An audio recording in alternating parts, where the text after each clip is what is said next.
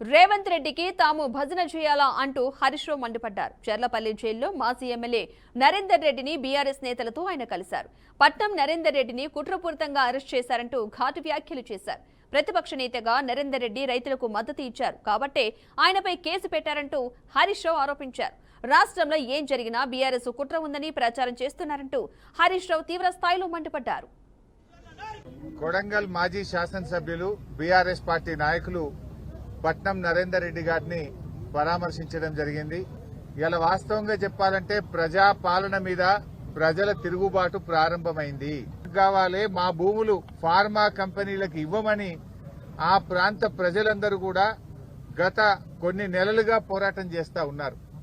మరి అక్కడ ఎమ్మెల్యేగా ఉన్న రేవంత్ రెడ్డి తనకు ఓట్లేసినటువంటి కొడంగల్ ప్రజలకు పిలిచి మాట్లాడాలి, వారి సమస్య పరిష్కారం చేయాలి.